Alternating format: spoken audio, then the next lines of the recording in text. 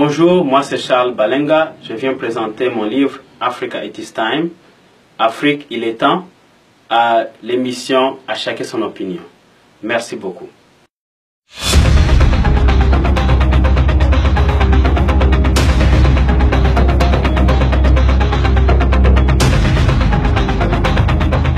Bonjour mesdames et messieurs, bienvenue à Chacun son opinion. Je suis heureux de vous avoir encore sur le plateau de notre émission. Merci encore de faire partie des gens qui suivent et qui partagent et qui aiment aussi notre émission À Chacun son opinion. Africa It's Time, nous allons parler de ce livre, mais avant de parler de ce livre, nous allons un peu essayer de découvrir le personnage de Charles Balenga. Alors moi c'est Charles Balenga, je suis ici à Edmonton depuis 2000.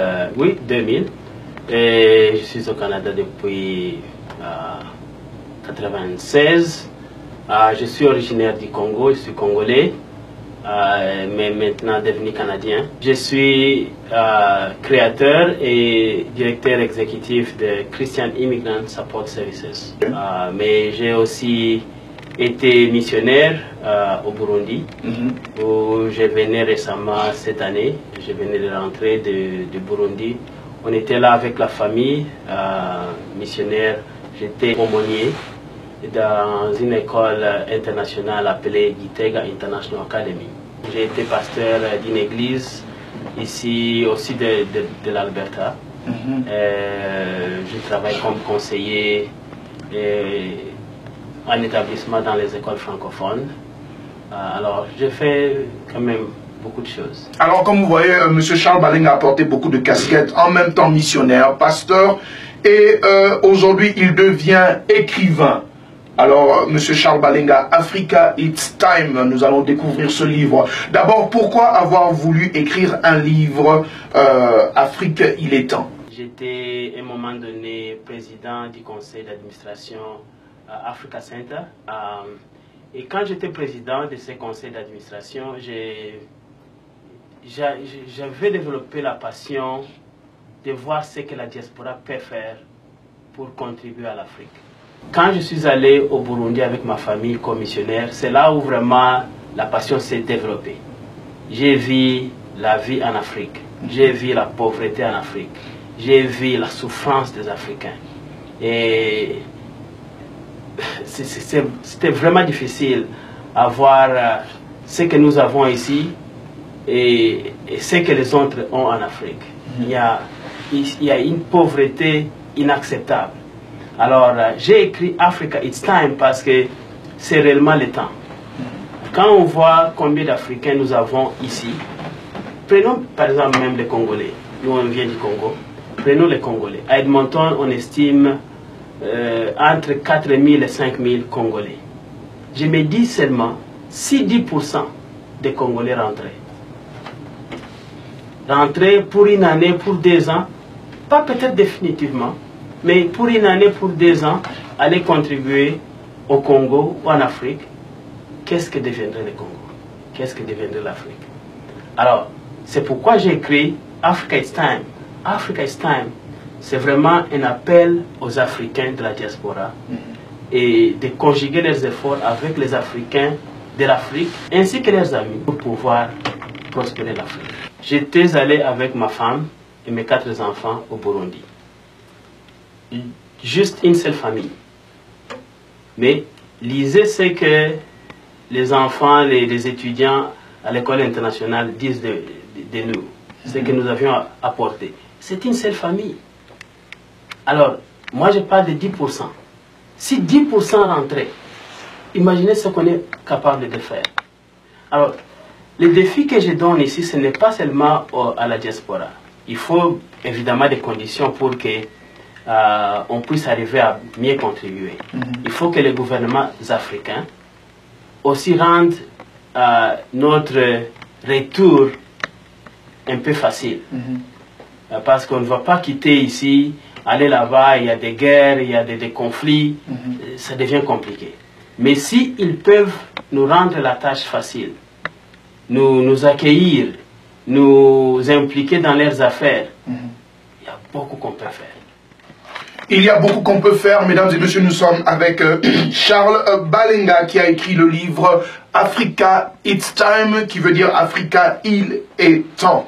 Alors, monsieur Charles Balenga, si vous le voulez bien, nous allons juste brosser un peu dans votre livre et essayer de comprendre un peu quelques chapitres que vous avez écrits ici pour que nos téléspectateurs puissent avoir le goût non seulement d'acheter ce livre, mais aussi de pouvoir le lire. Vous êtes à l'émission À chacun son opinion.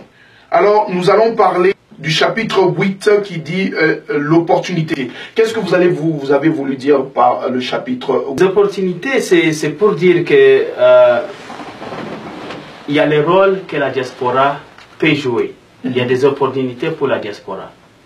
Ils peuvent aller travailler dans des écoles. Ils peuvent aller créer un business. Ils peuvent aller travailler dans le gouvernement.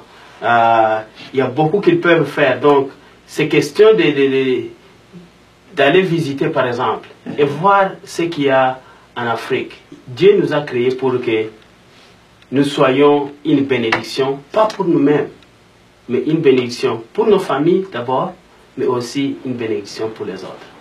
Et c'est vraiment malheureux qu'un Africain aille en Afrique, surtout celui de la diaspora, qu'il aille en Afrique juste pour ses propres intérêts. Il y a beaucoup qu'il peut apporter à la communauté. Pourquoi y aller pour juste vos propres intérêts? Tu vois, au Canada, par exemple, ici, que vous le vouliez ou pas, personne en tout cas ne dort affamé. Alors, ce n'est pas... Quand on va en Afrique, c'est pour aller aider aussi les Africains à pouvoir avoir un petit pain. Ce n'est pas normal que les enfants se lèvent affamés, ils dorment affamés, ils se lèvent encore affamés, ils dorment affamés. Non. Alors c'est pourquoi j'appelle la diaspora surtout à se débarrasser de l'égoïsme, à se débarrasser de self-interest. Nous devons avoir l'intérêt de la communauté. Et je parle encore que nos dirigeants africains doivent nous permettre d'aller contribuer. Beaucoup de gens pensent que la meilleure façon de développer l'Afrique, c'est d'abord par faire des soulèvements populaires. Alors dans ce livre, vous avez une toute autre façon de pouvoir aborder l'aide ou comment dire, l'émergence de l'Afrique. Alors pourquoi avoir choisi cette optique-là et ne pas suivre la masse qui veut un soulèvement populaire, qui pense que la solution vient de là? Non, le coup d'État, il faut oublier. Le coup d'État, ce n'est pas vraiment une bonne voie. Quand on entre par le coup d'État, ce qui s'est fait en Afrique, c'est qu'il y a quelqu'un d'autre qui va venir après, qui va aussi faire un coup d'État. Je ne dis pas qu'il faut copier l'Occident, mais il y a certaines choses qui sont bonnes ici, que nous devons imiter, comme il y a certaines choses qui sont bonnes chez nous, que l'Occident aussi doit imiter. Alors, ce n'est pas copier aveuglément, mais je pense que la démocratie, c'est une bonne chose. Il faut faire preuve de ses qualités pour se faire élire. Alors pourquoi est-ce que l'Afrique ne peut pas accéder, les dirigeants ne peuvent pas accéder au pouvoir d'une façon légale? Et le quitter aussi d'une façon légale? Oui, le quitter aussi d'une façon légale. Alors c'est ça, nous demandons aussi à la diaspora d'aller contribuer. Aller contribuer, enseigner les gens comment ça se fait ici. Ce n'est pas que l'Occident c'est le meilleur, mais il y a certaines choses qu'on peut imiter et faire en sorte que nous avons des institutions qui fonctionnent. Le président Obama était là et à l'Union africaine, il leur a parlé de renforcer les institutions. Le mal, c'est que des fois, on prend un pays comme si c'était sa propre poche. On fait entrer la main, on la fait sortir au même moment. Non, un pays, c'est un pays qui appartient à des millions de gens. Alors il ne faudrait pas que quelqu'un puisse s'accaparer ce pays comme si c'était son propre bien. Nous voulons voir les institutions fonctionner comme il faut. Et la diaspora a un grand rôle. La diaspora a un grand rôle. Charles Balenga ici à l'émission À chacun son opinion. Charles Balenga, pourquoi d'abord avoir choisi d'écrire ce livre en anglais, tout en sachant que beaucoup d'Africains parlent français? Bon, évidemment, on parcourt des différents changements, ce qui fait que même quand on est francophone, il y a des fois où on arrive à un moment où on devient plus anglophone que francophone. Alors, en tout cas pour moi, c'était mon cas. Et je travaille dans une école anglophone aussi au Burundi. Donc, mon grande audience, c'était devenu vraiment les anglophones. Okay. Mais je comprends qu'il y a un besoin de le faire en français. Alors, je vais tout faire pour traduire ces livres en français. Pensez-vous que c'est mieux de se concentrer sur une nouvelle génération montante des jeunes Africains parce que la génération de nos pères a été corrompue par non seulement la dictature, mais aussi le colonialisme? Est-ce que la trajectoire de ce livre a été intentionnée pour une jeune génération montante, ou c'est un livre qui est un peu pour tout le monde? C'est un livre qui est pour tout le monde. On fait des fois une erreur de penser que on a juste besoin maintenant d'inculquer de bonnes mentalités à la nouvelle génération. Non. L'ancienne génération a aussi besoin de changer de mentalité, s'il y a besoin. Alors, on ne peut pas on ne peut pas se tromper qu'on va avancer sans qu'on parle aussi avec ceux qui sont là sur place. Nos papas qui ont existé pendant l'indépendance, avant l'indépendance, nous avons besoin d'eux. Donc, bien que, bien sûr, la nouvelle génération est interpellée ici, mais l'ancienne génération aussi, même ceux qui ont 90 ans, ils peuvent encore voir une nouvelle façon de faire les choses. Alors ce livre est vraiment pour tout le monde. Je parle de ce que les églises peuvent faire aussi. Je parle du fait que les églises canadiennes, européennes, américaines, ils doivent commencer déjà à penser à envoyer aussi la diaspora africaine rentrer en Afrique comme missionnaire. Le problème, c'est que pourquoi est-ce que l'Afrique attend toujours l'aide extérieure, des missionnaires qui doivent venir? Pensez-vous pas qu'il serait mieux de motiver nos églises présentes, parce que les églises sont aussi parmi les pions qui détruisent un peu l'Afrique et l'appauvrissent, si je peux le dire comme ça? Pourquoi seulement attendre que les églises canadiennes ou européennes envoient encore des missionnaires? Oui, dans le livre, je parle d'ailleurs du problème du recevoir, la mentalité de recevoir. Je dis même les églises aussi. Pourquoi ne pas faire une compagnie où on peut commencer à transporter du sable ou de l'eau pour ceux qui construisent? Donc, les églises peuvent aussi trouver quelque chose de la même. Mais il faut aussi se dire que les églises de la diaspora, les églises africaines de la diaspora, ils ont un grand rôle à jouer. Alors Charles Balenga, quel est le rôle des églises de la diaspora dans le développement de l'Afrique? Je vous donne un exemple. Quand on allait au Burundi, je parlais à des amis pasteurs ici, et il y a pasteur Noé de Jerusalem City Church qui nous a appelés. Il m'a demandé de faire la présentation. Il était vraiment motivé pour voir ce qu'ils peuvent faire en tant qu'église. Alors, lui-même a dit non, nous on ne va pas aller là-bas. Bon, ce n'est pas qu'on ne va pas aller là-bas, mais pour le moment c'est toi qui vas là-bas. Alors, nous on peut aller avec toi, avec nos ressources. Ils ont fait une collecte de fonds.